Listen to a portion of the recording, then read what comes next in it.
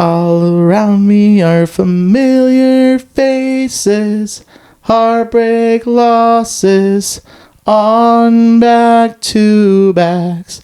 All around me are familiar faces, heartbreak losses, on back-to-backs. Hey, it could be a lot worse. We could be Dallas Maverick fans.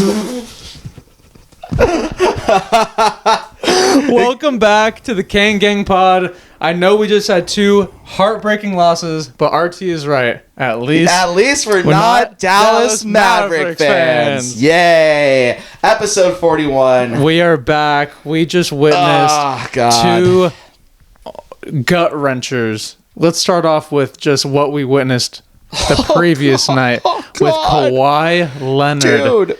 Are you kidding me? Kawhi Leonard and James Harden. Yes, but just those two. Yes, exactly. Well, and Zubac. But anyways, what Kawhi Leonard managed to do with superb defense from Keegan Murray and the surrounding cast, I don't know how he found a way to get that lefty shot to bounce 4 times, just like how we did 6 years prior when he was in Toronto to send Philadelphia back home. He's like he's the king of friendly bounces. I know. That was a tough. It was hard to get out of bed this morning. He's been clutch like his entire life. He has. That's what he does. That's what he does. That when you're a cyborg like Kawhi Leonard, you don't see emotion, but that buzzer beater, he just looked like he was like running, waltzing his way over. Yeah, get the comfort pillow because you know what. That guy managed to do to break our hearts. It was hard to get out of bed this morning, RT. Oh, man. And then fast forward to tonight. You thought the Kings, I want to say one more thing about last night too. Yeah. I want to say one last thing. The refs were just against us too that night. I mean, the fact that if Shai Gilgeous-Alexander was the person that shot the 3 that DeRozan did in that overtime, you know what they would call? I think any other player besides a guy in a Kings uniform shot that shot. It's a foul. It would have been a foul. It's a 3 free throws, easy. But I'm just so shocked that they send the footage to Secaucus and they're looking at it on all the screens and they're like, he definitely hit him on the arm, but technically the ball left his hands, so maybe we could find a way to convince the referees to announce it to the crowd that it was a foul. Yeah. That it was a clean. Gosh, dude. Yeah, that's bad. And then you blow a 7-point lead with 2 minutes to go. In the fourth quarter. It was a minute and a half. It was even shorter than that. Shorter. Well, even shorter. Yeah. So it's like. Yeah. All right. You're right. Let's break down the last a minute and a half of that fourth quarter and then into the overtime. So a minute and a half. We're up 7 points, right? And then Kawhi Leonard, he gets an and one, and he's falling to his right, and he just throws it up, and somehow. That was the first lucky bounce of the game. It bounce, goes in. And I was like, are you freaking kidding me? Then he makes the free throw down 4. And then I forgot the exact sequence, but do you remember? I think it was just a poor offensive possession. I mean, I try to block that ending out of my memory. It's just a bad possession, but for those at home, we will recap it for you because I don't remember exactly what we did, but I do remember. You can quell in our misery, I guess. Right after that, James Harden goes down the lane and passes it to Zubac, and he gets an easy dunk. Yep. Super fast. And then they cut it to 2. Oh, you know what it was? It was an offensive foul from Jonas. That's what it was. Yep. Offensive foul. Barely. And then DeRozan misses and then was that one? That was the bad 3? Yep. That was the tough 3. That was the bad 3 attempt. And then DeRozan misses another one, and then Harden ties the game up with the little floater, and then Zach LaVine he fades away. It looks beautiful good. Fade, by the way. I did not hate the shot selection. I liked it a lot. He let the time wind down. He gets to his spot, fading. He hit one of those shots earlier in the game. Yeah. And then he fades, and then it just. I mean, we don't get the lucky bounce. That's just what it is, RT. Yeah. We don't get that lucky bounce because the way it was hanging on the rim, I'm like, that's got to fall. That's got to fall. If you're looking at it from a bird's eye view, that was perfect. The way the ball was moving towards the rim, you thought for sure that was going in. It bounced out. And then everyone on the the Clippers bench was talking to LaVine after that one, and they were like, they were all, holding their breath because from that angle, it probably looked like it was going in as well. But then we go into overtime, and then DeMar DeRozan, he clutched up. I mean, he had 10 points in overtime, so he was playing, he was playing great. Took the lead with 15 seconds left. Yeah, we were down 21 seconds, yeah. We were down 5 at one point with in overtime, and there was, crazy play where I believe it was Kawhi. He blocks DeRozan, and then they scramble, recover. Well, they ended up resetting the shot clock when they weren't supposed to, and then scrambled, and then he got the shot off in time. He did with 1.8 seconds left, which was crazy. But he is the king of stepping on the damn 3-point line. Oh yeah. Oh my God! If he didn't.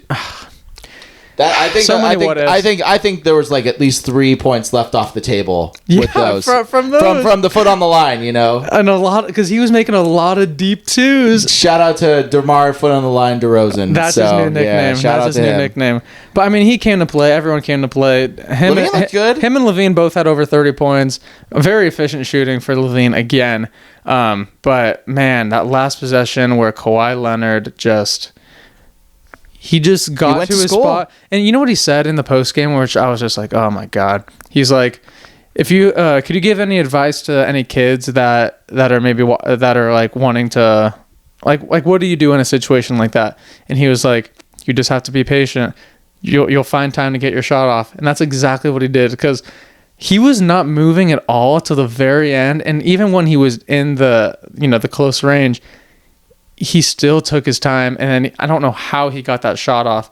I mean, good defense by the Kings without fouling, but just a better shot, better luck, and that's how the Kings are going home. God. And then the crazy thing was Kawhi before that fourth quarter in that overtime was not shooting the ball well. Yeah, we shut him down thanks to Keegan Murray. Shout out to Keegan Murray for just playing him down. Playing some incredible defense, but and then I mean, the clutch gene in Kawhi Leonard is just one of one. It's one of one. So dude, time and time again in his career, he's been hitting shots like that. But that one reminded me of Kyrie's lefty game winner over Denver, because Kawhi, that was a left-handed, not like a baby hook, baby hook, it's kind floater, of like a left, whatever you want to call it, push shot, kind of whatever. Shot, but it found the right trajectory to bounce in, and I guess you just gotta chalk it up and then move on to the next game, which I thought the Kings were going to come out, no Jalen Brunson in this Knicks game. The Knicks are on a 3-game losing skid. You thought maybe we'd have that chip on our shoulder to, go get the game that we just dropped in LA. But right away, New York was on a heater thanks to Deuce McBride, who dropped 15 points, shooting 5 for 5 from the field in the first quarter. They take a 15-point lead to start the game in the first quarter. So, TZ. Oh, God.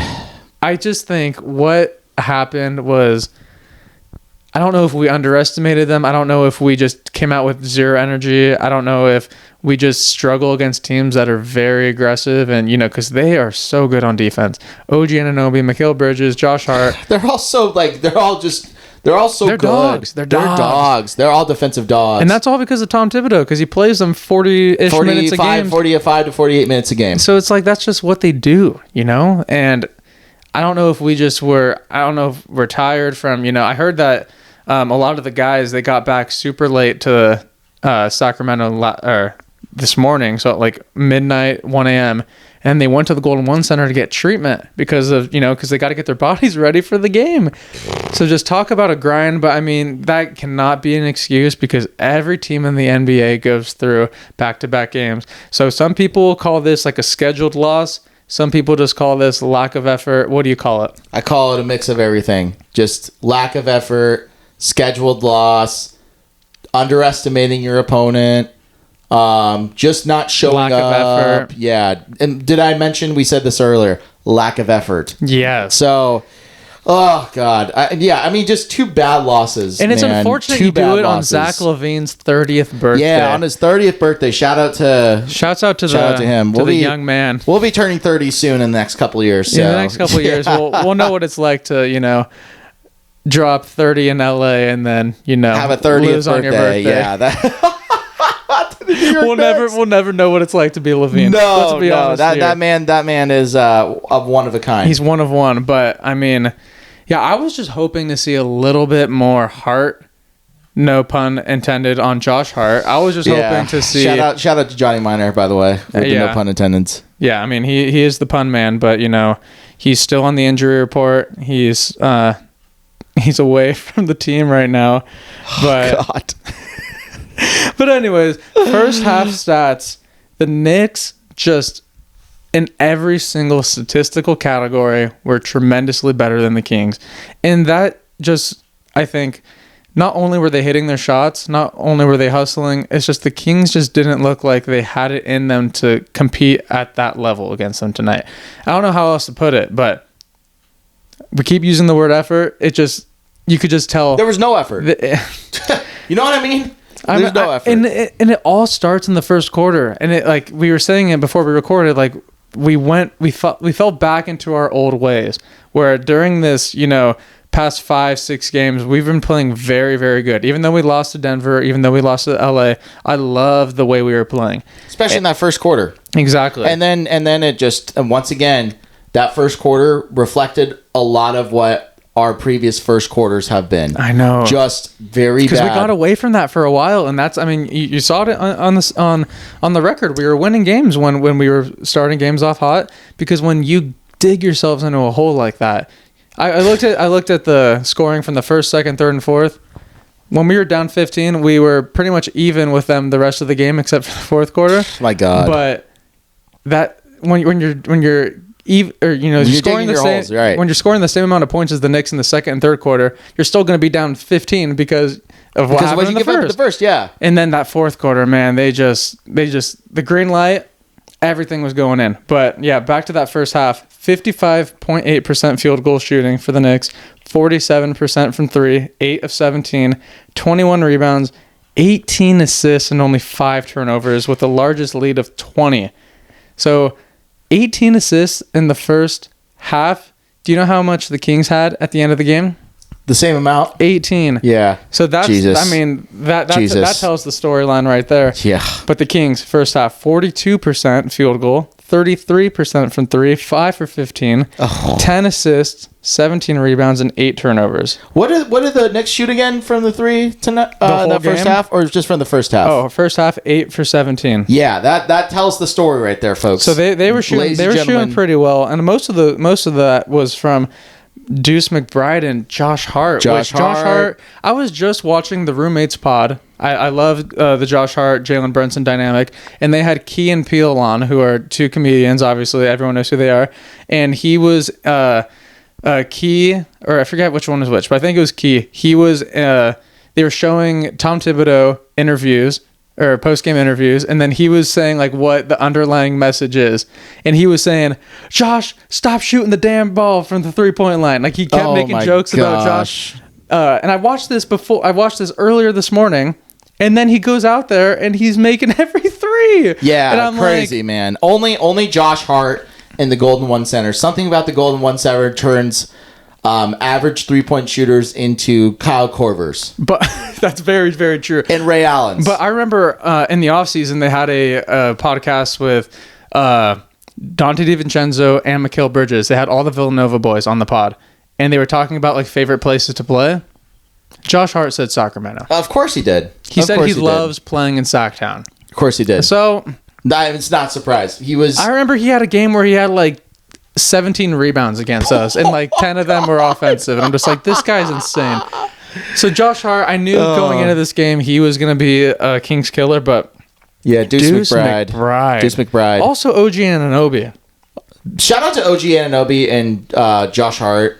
They're on my fantasy team, and I just want to say that I love you. Not against us, and I appreciate you. I wish that you wouldn't do it to us tonight, but if you continue playing the way that you do for the rest of the season, I'll have a fantasy basketball ring on one of my fingers. The ring. But another part of the storyline was the Knicks had 13 fast break points in the first half. The Kings only had 6. Okay, what did the Kings finish with in the end of the game? How many fast break points? 6.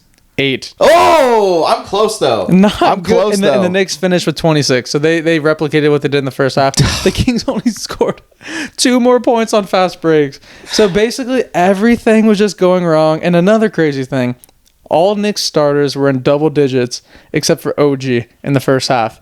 And OG had 9. 9 points. So he only had 1 point shy. 9 points. But then by the end of the game, obviously, they were almost all of them were in the 20s. They were killing it tonight. All of them were. All the starters. Yeah, all of them scored 20. At least, no, right? No, because I think the only ones that didn't were OG and I'm trying to think who else. Was it Deuce McBride? Maybe Deuce, because Deuce was kind of quiet after the first. Yeah.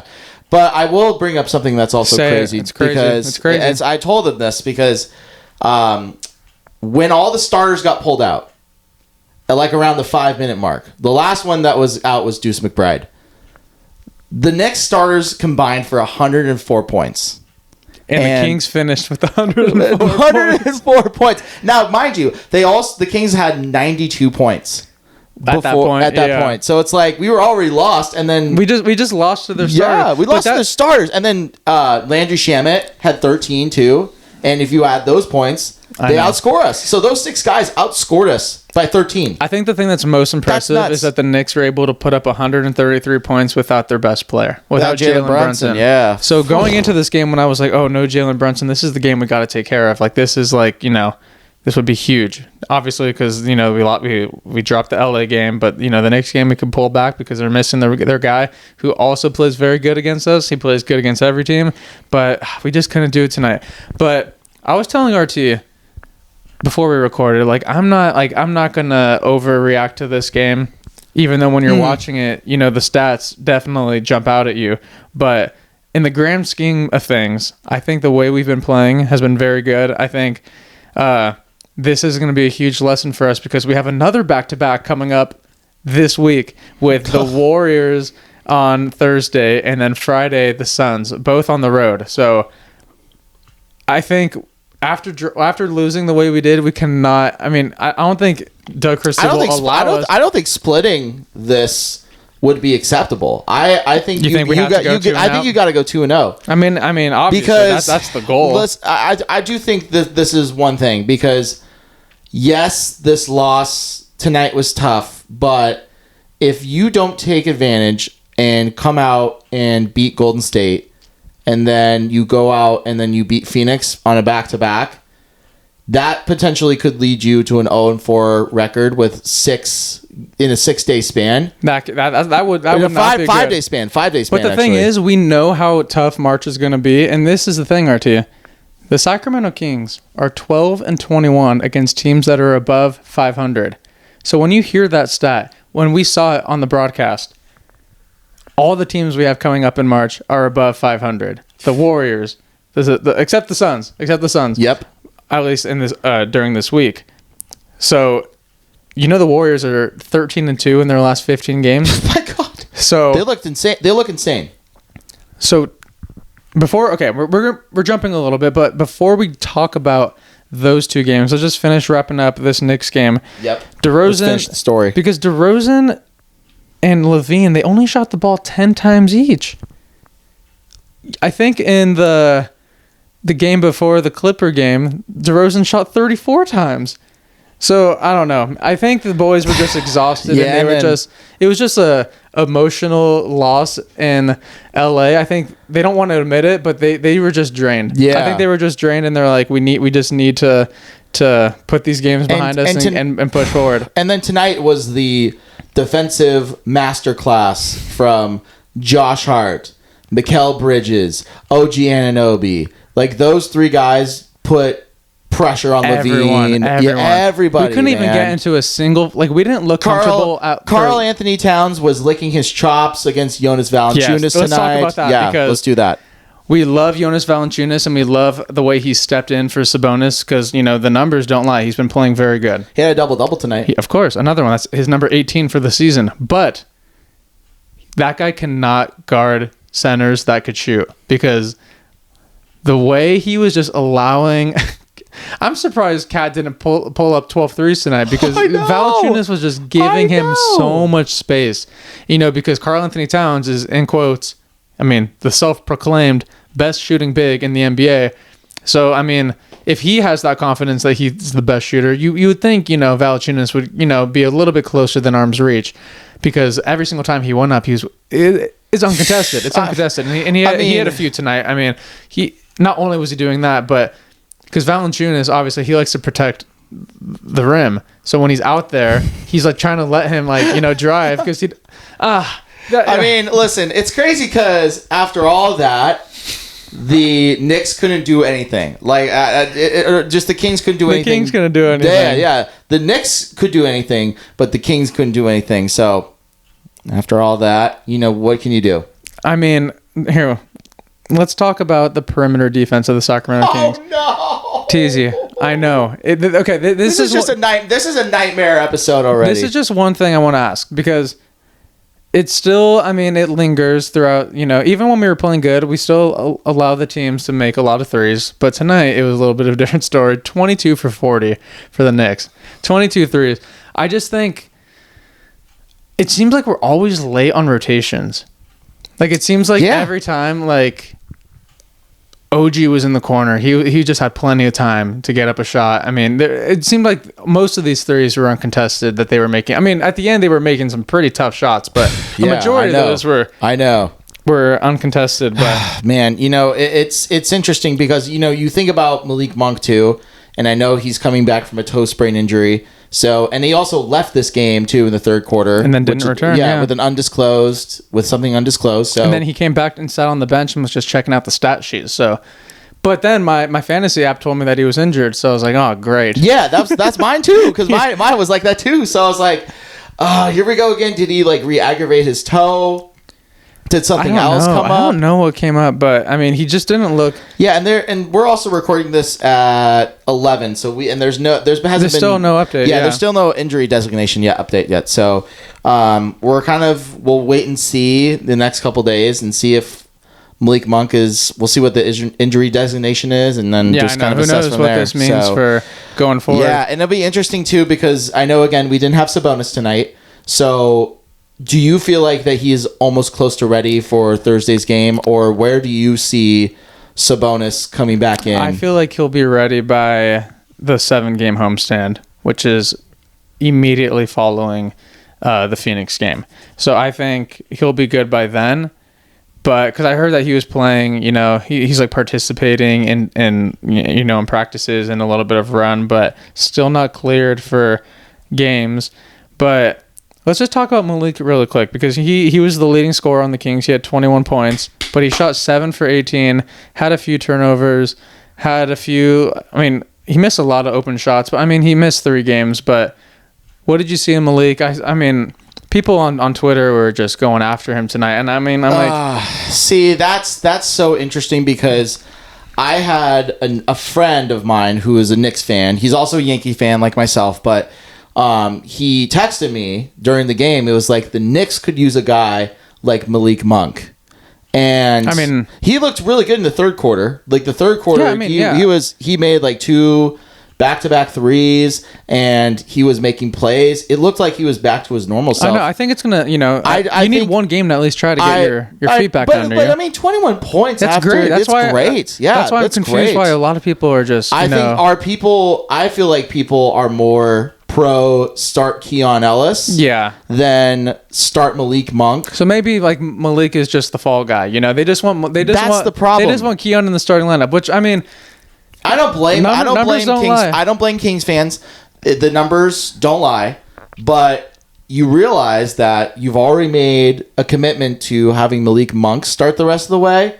So it almost turns into this game of, okay, we need to keep Malik Monk, keep his value at a good level, because if he requests, I think it's more a mental thing for Malik, because Malik knows he's a very good player. He knows he's a microwave scorer. He has worked super hard. He's earned that contract to where Malik Monk is now a starter. So that contract, by the way, could end up being one of the most valuable contracts in the league if he plays the way we all think he can. But yeah, 21 points. I think when the Kings were playing at their best, recently, I'm just talking about in the past, couple of games, Monk was out, so he didn't get to really gel in that flow, you know? So, you know, you alter the lineup, you put Malik back in, and then, you know, that's why it looked, maybe that's why, you know, it looked the way it did in the first quarter, and that's kind of what snowballed the rest of the game. But yeah, Keon, he got less minutes tonight, obviously, because he wasn't starting. Man, it's interesting because the bringing Malik off of into the starting lineup was a Mike Brown decision, and Mike Brown's not here anymore. Right, so I'm curious. And now it's still if it's a consensus amongst, you know, the coaching staff to realize that Malik Monk is the guy to start because of all these other different metrics that they see from a coaching standpoint. Yeah, because they obviously, you know, they run they have guys on the team that are strictly like statisticians that just are there to like figure out, you know, who's the best 5-man lineup. But I mean, we all think it's Keon Ellis when he's out there, but I mean, the Kings, they obviously think Malik Monk needs to be a starter. So we're not coaches. We're just here to enjoy the game and hope for the best. But let's talk about how the Kings are 12-21 against teams above 500. Oh God, 12. I'm going to say it again. 12-21 against teams that are above 500, and 6 of those games. Yeah, 6 of those games came from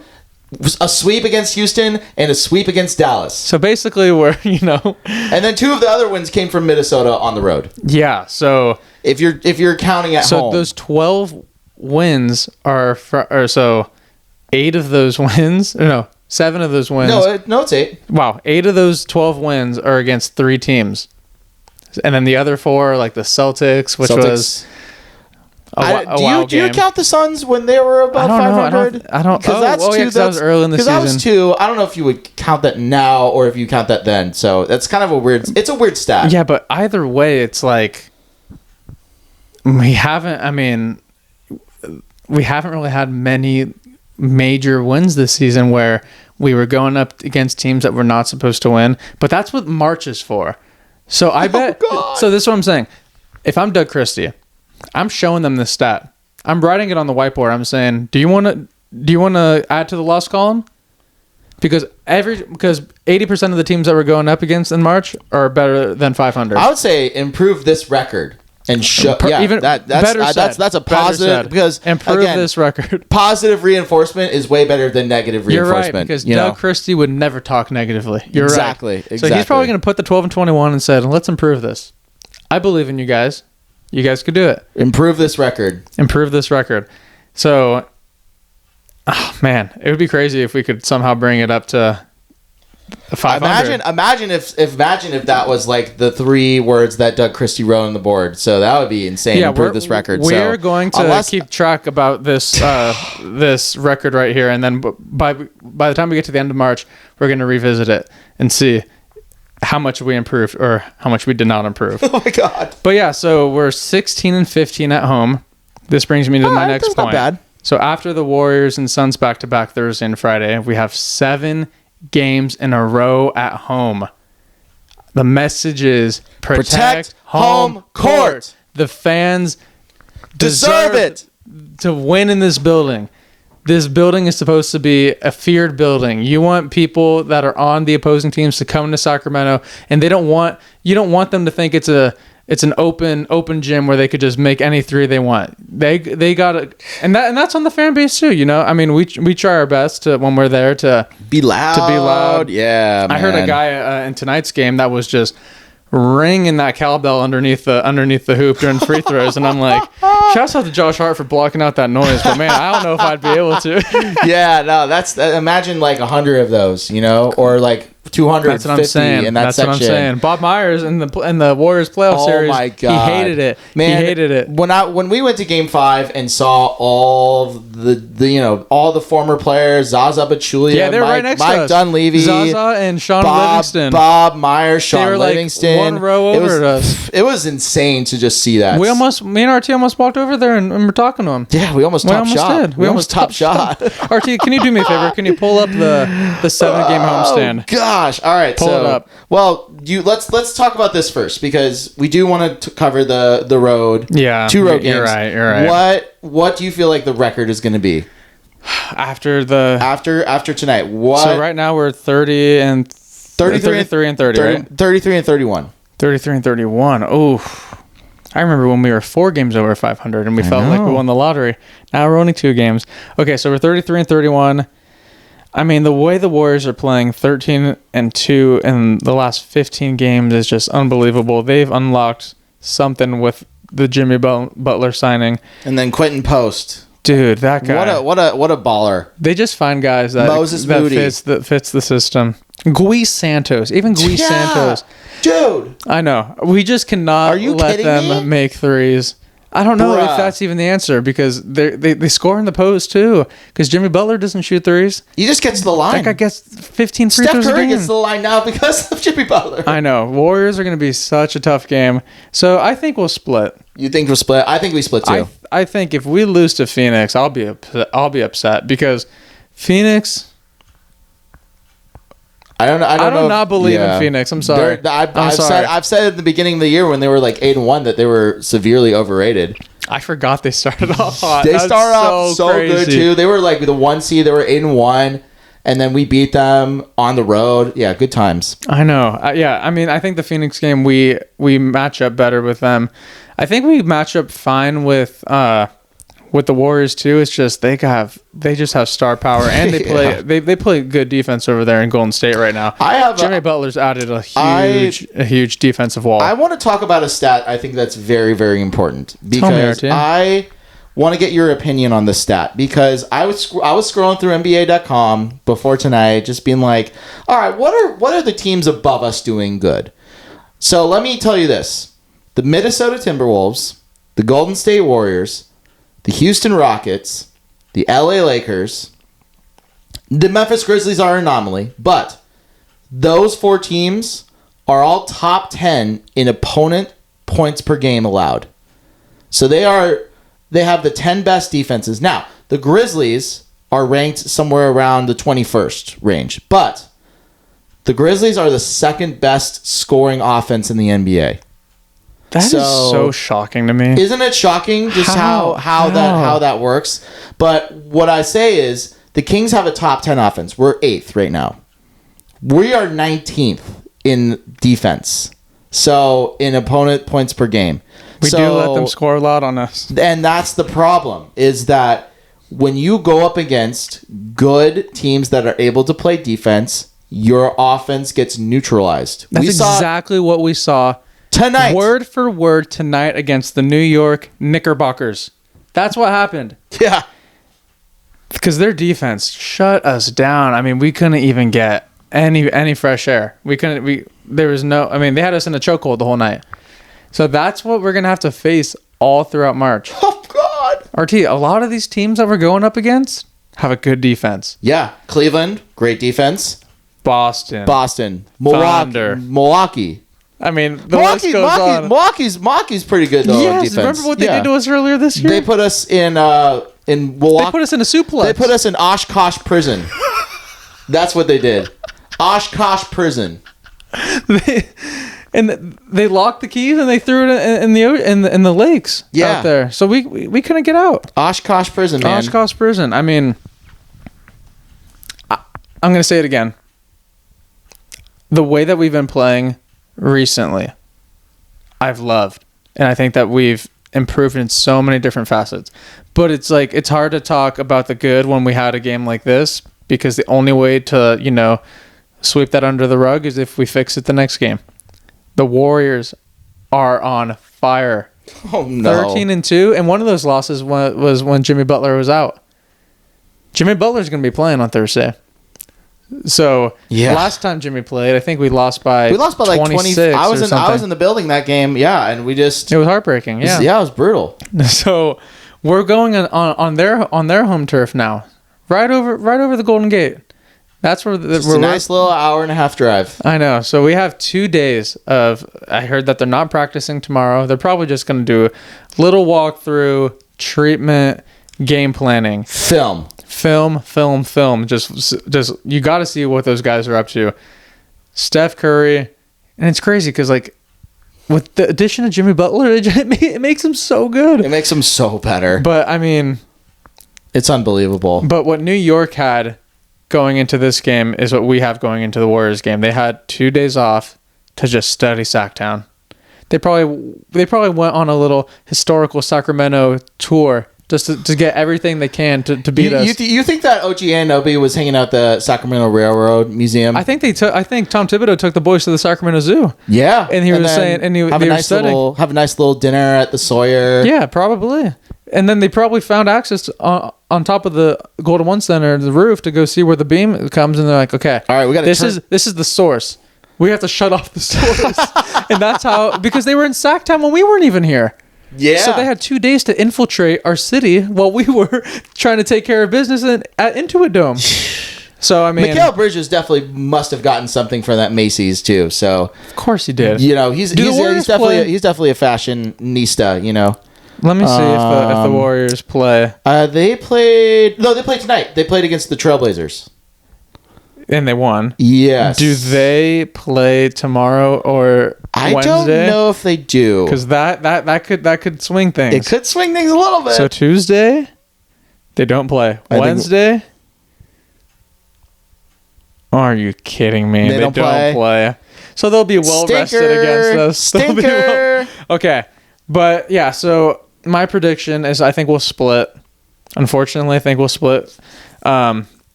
But I mean, I'd rather split than go 0-2. So yeah, I really think we could beat Phoenix even on a back-to-back. Because I do not think we're going to do exactly what we did against the Knicks. Because New York has an excellent defense and Phoenix doesn't. Let's be completely honest. Their defense is absolute garbage. They do not have a good defense, and I think that's what we struggle with. And that goes back to the whole playoff picture, the whole play-in picture. We just need the right matchup, and then we could find a way in. That's all I'm saying. We can sneak in. Because imagine, like, do you feel like, though? Let me ask you this as a question, because the West is getting pretty tight, right? So you know we're seeing the Timberwolves, we're seeing the Warriors climb up the standings. I mean, the Timberwolves are currently on a 5-game winning streak. And the Golden State Warriors are currently on a 5-game winning streak. So that gap between 5th and 7th is only separated by 3.5 games. Oh wow! So. And then you have the Clippers at 8, which are... Who's 5 right now? Houston Rockets. So the Rockets are 5. Dude, the Warriors could keep going. Yeah, they could sneak in and get a top 4 seed if they keep playing the way that they are. And then who's 4? Memphis Grizzlies at 4. Oh, Warriors would love that matchup. And the Minnesota Timberwolves are 7.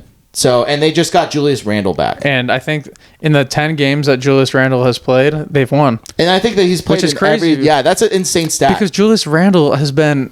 He's been the opposite of like a winning player. Earlier in the season, people got criticized. He got criticized. He was getting like, Minnesota was not a fan of Julius, but now I bet they love him right now. Yeah, it's so crazy. Because he's not doing much. He's letting Anthony Edwards cook. If you just get hot at the right time, you can see what happens. Man, when the Warriors traded for Jimmy Butler, they were 11th.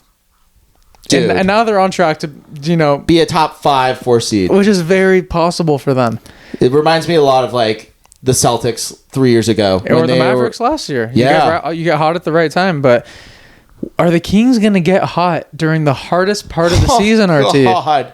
Okay, pull up the 7-game. I'm praying. Let's go over the 7-game stretch. I know the end of the 7-game is tough. Yes, because this is the 7-game stretch right here. Because let me tell you all, ladies and gentlemen, like my co-host Christo said, say it again for the entire podcast. This home stretch defines our season. Do you remember last time we had a 6+ game homestand this season?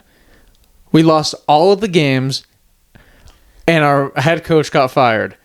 So what's going to happen when we play harder teams at home during the most important stretch of the season at the end of March? Tell us. Well, we're about to find out. So after the 2-game round stand, we play the following 7 teams in order: the Memphis Grizzlies, the Cleveland Cavaliers, the Chicago Bulls, the Milwaukee Bucks, the Boston Celtics, the OKC Thunder, and the Portland Trailblazers, with a back-to-back between the Boston Celtics and the OKC Thunder. Yeah. And another back-to-back with the Cleveland Cavaliers and Chicago Bulls. Oh, we don't even have a game's rest before Chicago. Yeah. Dude, Kevin Huerter's going to come here and try and break the NBA 3-point record against us. He's gonna turn into Klay Thompson. Kevin Huerter's gonna try to have the greatest game of his life. He's gonna try to have a 40. Like, we don't even get a break. No. Because the one game I know for sure we could win is the Chicago game. No. But now, actually, the Trailblazers is also there too. But we struggled against them. 0-3. Do not sleep on Portland. 0-3 against the Trailblazers this season. We do not want to get swept by the Trailblazers. You know how they say no sleep till Brooklyn? Yeah, no sleep till Portland. Nor sleep till Portland, because we're 0-3 against Portland. 0-3 against Portland. That is crazy. Yeah. So the one. No, actually, no. We won. No, we won the first game. Oh, okay. So 1-2. 1-2. But they were bad when we beat them the first time. Yes. Now they're gelling. Yes. And I heard today that Chauncey Billups has the guys. They're not even allowed to look at the standings. They're just trying to play like a better team and like figure out how to play well together, which is like crazy.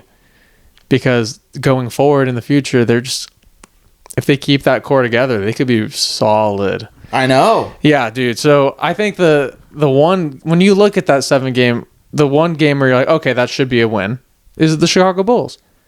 But we play them on a back-to-back. Yeah. After we play the Cleveland Cavaliers, who are the best team in the East. So damn near the best team in the league. The best team in the league. Damn near.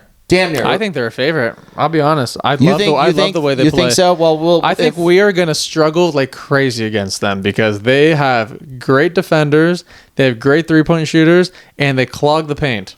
Yeah, so I think Cleveland is going to be a tough game. Yeah, that's a tough game. You gotta bring your A game. You gotta bring your A+ game. Our team, my prediction. I mean, I was gonna ask you. No, you have to answer first. No, you're answering first. What do you think? You gotta answer first. I don't want to be the one to say it. You gotta. No, this is your turn. This is my turn to answer the questions. All right, we're going. What's the record in those 7 games? I think we're going 3-4. That's my record too. And I think so too. I think that 3-4 is just saying we get lucky and we win some. I think we will I think the 3 teams that we're going to beat are Memphis. I think Chicago, we can beat Memphis and Portland. Those are the 3 teams I think we can beat. I hope we catch like Boston like slipping one night or Milwaukee, because Boston. Dude, we do not match well against Milwaukee. Oh my God. But Boston would be worse. But what they do, Boston's worse. I don't know if you've noticed. Could you imagine Boston with a 5-out offense against Jonas Valanciunas tonight? No, I'm just saying. Al Horford would have 5 threes. Boston will rest one of their guys. Is all I'm saying. You think they're going to rest Peyton one of Pritchard their guys? and Derek White score 19. Sam Hauser had 28 tonight. No, he had in the 30s. Yeah, or was it 28? I think it was 28. Oh, but I know. They're very good. They're very good. But, dude, when Giannis is driving, dude, no, we can't do anything. Dame Lillard has been a Kings killer his whole career. Yeah. So basically, what we're just trying to say, you're watching us, just grieve in real time, because this 7-game homestand, I think, is so important because. Oh my God, dude! It just. I mean, because it's going to dictate where we are in the standings. Because if we drop all those games, we're going to fall. Oh man, if we win, we'll stay at 10. put. We'll be at 10 most likely, dude. Yeah, 10 or 11. That's where if things go really bad, we could find our way out. We can find our way out. But the silver lining is if we just need to be playing the right way. Yeah, we just got to play it. We just got to do it. We just got to do it. Be playing with effort and just I mean, even when we try to have effort tonight, we're trying to, do some charges, but we were not getting there in time. And yeah, I mean, it's brutal. We're chalking up the Knicks game because what's more important is the rest of March. Yeah, you see this paper that we're doing right here? Chalk it up. Throwing it out. Chalk it up. Throwing it out. But yeah, that's basically just where my head's at, because losing a game like this, there's only one way to bounce back. Just gotta win. Is by just doing the opposite. As some Raider fans that are listening to the podcast would say, just win, baby. Just win, baby.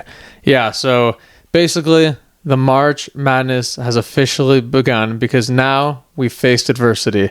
It was all sunflowers and rainbows when we were, just beating the Dallas Mavericks, and we were just beating these teams by double digits. It was all fun and games. But now our back is against the wall. We've lost some very tough games. Heartbreaker game winner against the Clippers. We got absolutely destroyed at home in front of our fan base. And now we go back on the road. This is where March really begins. So, let's get to it. Well, and speaking... Let's prove it. Let's prove ourselves wrong and prove everyone wrong. Let's prove the world wrong. Let's prove the world wrong. Let's prove the world wrong, damn it. Because we have... How many more games in March? We have about... Including the 11 games. We still have 11 more games. Yeah, to go. 11 games. We just gotta survive. 11 games. It's great that we won the games that we did earlier in the month, but it's only getting harder from here, and that's the message. That's the message to the team. Just stay afloat, baby. Stay afloat. Lock in. Throw away your phones. Don't post your fit pics on Instagram when you're walking through the tunnel. Just lock in. Just kidding. I love seeing those. Seeing those. Shout out to Malik Monk. He's got the most drip on the team. And Keon Ellis. I mean, Zach LaVine. Oh, Keon for sure. But yeah, Zach LaVine has got some who's drip. a sleeper? Jay Crowder. Jay Crowder's He's drip got is some kinda dad. tough. He's got some cool dad drip. Mm-hmm. Yeah, I like what I was seeing from Jay Crowder on the bench tonight. I know. Well, and speaking of March Madness, once again, we have our March Madness tournament challenge that we are doing. DM us on Instagram if you'd like to join. DM us. Send a DM because we're trying to fill this thing up. And, yeah, we got 23 people so far. So keep joining. Keep joining. Daily reminder: if you win this tournament, you get to sit here with us. You get to sit on RT's lap. Yes. And you won't even get your own mic. You'll just share with us. Yeah, we'll share. And what it will be is you will be sitting in front of my face, and then whenever you wanna just respond and have me talk, you say yip yip, and I'll be like Appa from Avatar: The Last Airbender. Oh my gosh, that is so funny. Do you have George Matthews' phone number? Can you check? I don't know if I do. If you do, give him a call. I don't know if I do. Pod. Let's see. I don't know if he has the same phone number as he did. I do have George Matthews' number. Give him a call. Yeah? Do you think he's up at this time? Yeah, put on speaker. All right, here we go. Dude, I don't know if he's going to pick up. Let's see if he answers. Welcome to the pod. I don't think he's going to pick up. He's going to find this random number. Hello, Nike. This is Christo from the Kang pod. We know that you wanted to call in on today's episode, so if there's anything you'd like to say, now is the time. I'm just so grateful to have the Beam in Sacramento. I'm so grateful for the energy it brings. I'm so grateful for my Traiki, my RT, my Johnny. I'm just grateful for the entire Sacramento organization. And honestly, I'm just so happy that you called, and I'm really thankful. And it's unfortunate we got the loss tonight, against the Knicks. And if I'm not mistaken, I think our coaches went to the Nets. I'm sorry. I am so sorry. But, if I'm not mistaken, they're not a good team. They're just not the best. Yeah, that's true. Jordy Fernandez, he went to Brooklyn. You're right about that, Nike. Yeah, I think he went to Brooklyn. Yeah, so, I think we could have. It's West Coast, best coast, but East Coast was better tonight. So, I think we'll just have to do that. We're just gonna have to suffer this pain a little bit longer, but in the future, I know we're gonna come out with W's. Nike, thank you so much for joining. Clap it up. Nike is the first person to call into the Kang pod. He actually came up with this idea earlier today when we were on the phone. So we're gonna have people call in. So if you want to call in, let us know, and we'll text you the number to call. Yes. I wanted to say last thing, Christo, I love you. RT, I love you. Love you too, Nike. Johnny, you alright.